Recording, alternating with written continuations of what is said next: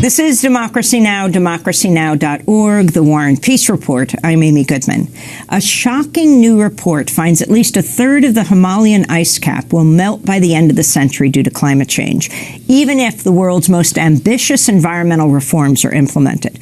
The report released Monday by the Hindu Kush Himalaya Assessment is the culmination of half a decade's work by over 200 scientists with an additional 125 experts peer reviewing their work. It warns rising temperatures in the Himalayas could lead to mass population displacements, as well as catastrophic food and water insecurity. The glaciers are a vital water source for the 250 million people who live in the Hindu Kush Himalaya range, which spans from Afghanistan to Burma.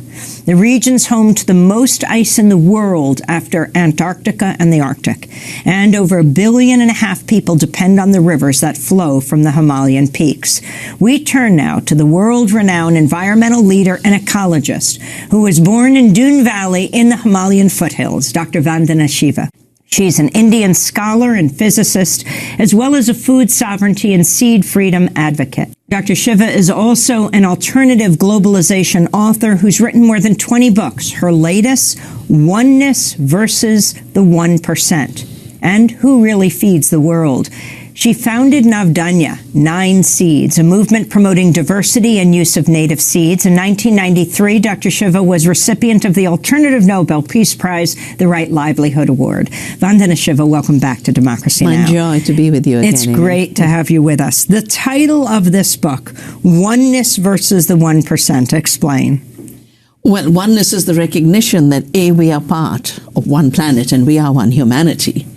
And unless we live with that consciousness and shape every moment of our production and consumption with that consciousness, we are going to destroy ourselves, which we are. The melting of the glaciers is one of the very severe indicators. The 1%, of course, is the symbol of the concentration of wealth under the rules of the neoliberal economies that are basically, on the one hand, turning every natural resource into a war zone. Even the Venezuelan issue is really a war over oil.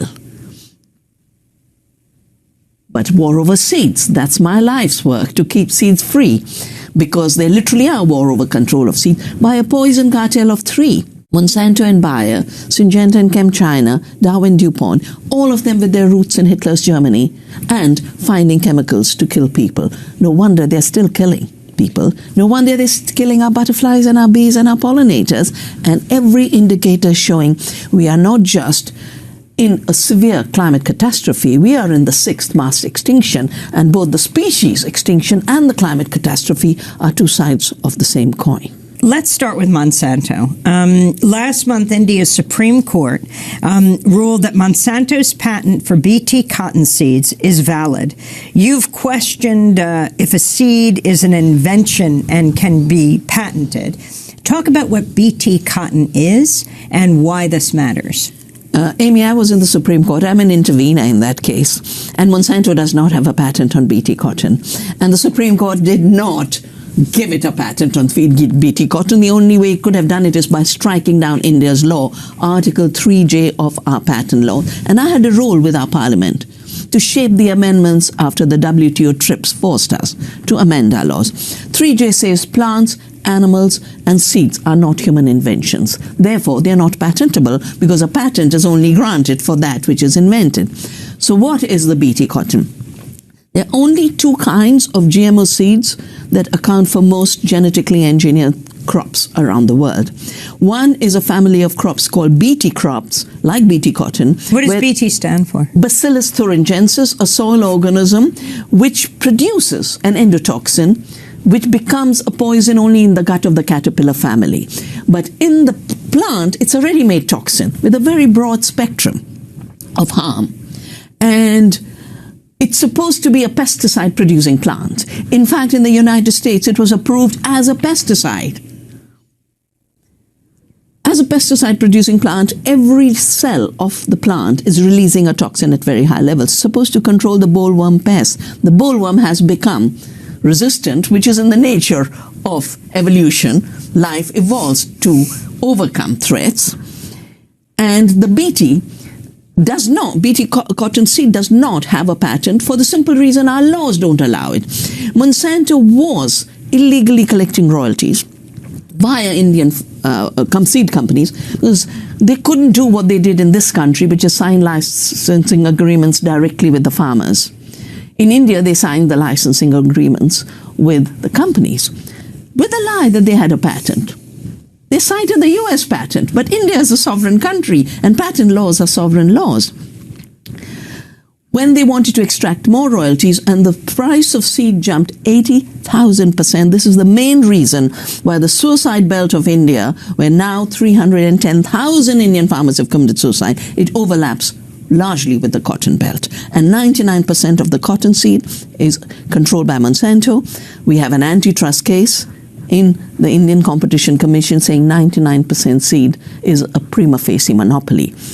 80,000% jump in seed, and it doesn't work to control the pests. Farmers got into debt. That's the driver for farmers' suicide.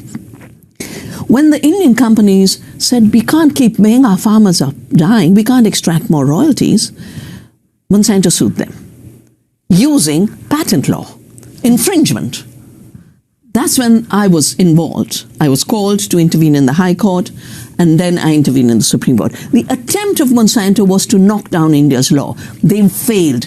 It's the control over media, and that's why it's so important to have democracy now, Amy, because the media is so totally in the hands of the poison cartel. They lied about what happened in the Supreme Court that day. They lost. No, the Supreme Court said, you go back to trial. It's between two of you. It's not an issue of us knocking down the law. They wanted to declare the genetically engineered BT as a chemical for which they wanted a product patent, which means wherever it would have existed, no matter where, it would have been their property, and the existence of BT in the seed would have been an infringement of their patent. They totally lost with their agenda, and the only way Monsanto has functioned anywhere in the world, whether it be Brazil or Argentina or in their attempt in India, is illegally. They are not just trying to shape law when they don't get their way. They changed the WTO system by saying, we are the patient, diagnostician, physician, all in one. We have to prevent farmers from saving seeds. That's what shaped my life. That's why for 31 years I've been saving seeds and started Navdani. And I want to gift you, Amy, our love for the seed, because when the suicides in the cotton belt started, till then I was saving crop seeds, food crop seeds.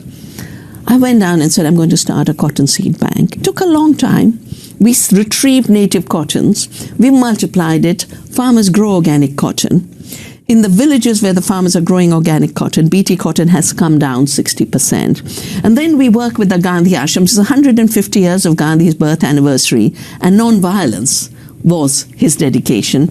This is a non-violent scarf, hand-spun, hand-woven, hand-printed with indigo, which was also at one time. Indigo, the dye. You know, we used to have slave conditions for growing indigo, and Gandhi led the first satyagraha. The non-cooperation said we would rather die than grow indigo. And that's what triggered so much of the freedom movement. That's with love to you, for democracy, for all life on earth's democracy. And this is being made by women in central India. The central India is called Vidarbha. It is the place where Gandhi moved to create his final ashram, to create a totally democratic society. And for him, democracy began with economic democracy. You've got to produce what you need. That's why he pulled out the spinning wheel. And for me, the seed is today's spinning wheel. Talk about Bayer. Well, Bayer, everyone thinks they began starting with aspirin. They began for Hitler's Germany making Xylon B, the gas that was used to kill millions in the concentration camps. They were part of RG Farben. RG Farben was the cartel that was tried at Nuremberg. One of Bayer's inventions is heroin. Heroin. And it was called heroin because it made you feel like a hero. One future program you could do, Amy, is how the devastation of our societies, how the destruction of the economy of Mexico has created the drug trade, how the devastation of rural America, as well as the unemployment in the industrial belt, has created the opioid crisis. How Punjab, the land of the Green Revolution, 75% youth are now drug addicts. So Bayer bought out Monsanto. So Monsanto today is Bayer. And it's a German company. But these are global companies. They have no home. They have no loyalty. They are accountable to no citizens. All of them work through tax havens. If you know, I think it's, which is the place in America that's a tax haven where all of the companies are registered? Delaware, including Monsanto. So Monsanto was bought out by Bayer for the simple reason that they wanted to erase the name of Monsanto, which has become such a dirty name. But when I did this book, Oneness versus the 1%, I wanted to really figure out, what are the stocks, what are the ownerships. That's when I realized that the majority stocks in all the corporations that rule our world are owned by the investment funds, which is where the billionaires stock their money. The biggest, BlackRock, the second biggest, Vanguard, they were nothing till the 2008 Wall Street disaster. Last year, BlackRock was $6 trillion. $6 trillion. They lost 30%. With one case of Monsanto's Roundup Ready causing cancer, it's a Californian case of Dwayne Johnson, and the jury ruled that Roundup Ready is the pesticide. Roundup is the herbicide that kills everything, but it has been known by the World Health Organization to be a carcinogen. Monsanto attacked the World Health Organization like they attack me, like they attack anybody who speaks the truth and does good science. But a Californian jury has ruled. And the day the ruling came, Bayer lost 35%. So when people feel, these guys are too powerful, I say, they're just three. We are 300 million species. We're 7 billion people. We are more. And secondly, they are a bubble that has exploded with fictions of financial multiplication, with rent collections. Basically, Monsanto and Bayer are nothing but rent collectors. They are the life lords of today, like feudalism had the landlords. They do no work. They do nothing. They don't breed seed. They make poison and they collect rents. I think we need a better world in terms of how we grow our food.